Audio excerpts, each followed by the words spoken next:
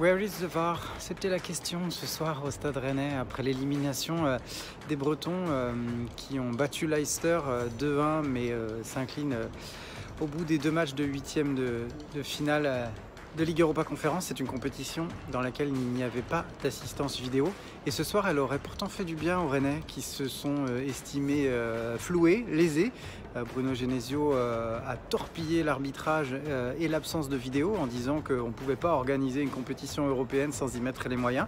On peut le comprendre parce que dans les derniers instants, le Stade Rennais aurait dû bénéficier sans doute d'un, voire même de plusieurs pénaltys pour des mains, pour un coup de coude flagrant dans le visage de Serhou Guirassy notamment.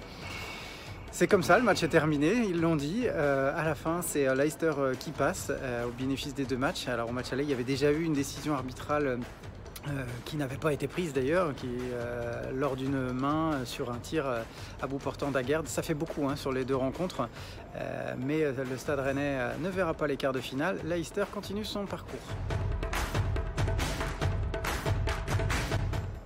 On va parler de l'ambiance exceptionnelle qu'il y avait ici au Roazhon Park. Le Stade Rennais a livré un joli match face aux Anglais, mais c'est aussi grâce à l'énorme ambiance qu'il y avait dans le stade. Alors surtout en début de rencontre, avant le match, on sentait beaucoup d'excitation du côté des supporters. Le stade était quasiment plein, un joli tifo du RCK comme d'habitude. Sur le but de Benjamin Bourigeaud qui intervient très vite dans le match à la 7e minute, le stade est en fusion, le sang tremblait, c'était magnifique. Ça s'est un petit peu calmé après avec le contexte du match, mais en fin de rencontre, c'était le feu, surtout après le deuxième but marqué par Flavien Tay. Félicitations à tous les supporters, toutes les supportrices aussi qui étaient nombreuses ce soir. On a vécu une ambiance formidable. Comme le disaient les joueurs, c'est dommage que ça s'arrête là. On aurait aimé offrir aux supporters une prolongation avec ce 3e but qui n'a jamais voulu venir.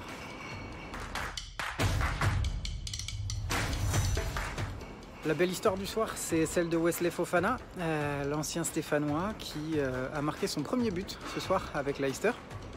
Il n'avait pas joué depuis 7 mois après une vilaine blessure contractée en début de saison. Il devait revenir et jouer la semaine dernière contre le Stade Rennais au King Power Stadium.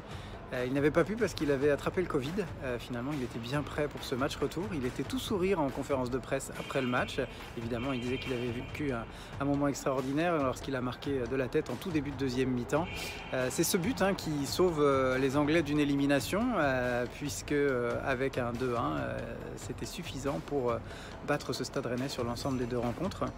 Il a été très costaud, l'ancien Stéphanois, il était très costaud dans le jeu. Il a apporté beaucoup de physique. D'ailleurs, à sa sortie, quand il est sorti diminué physiquement par des crampes, on a vu la différence. Leicester jouait plus bas et avait vraiment du mal à se dégager. Le Stade Rennais en a profité, mais ça a tenu.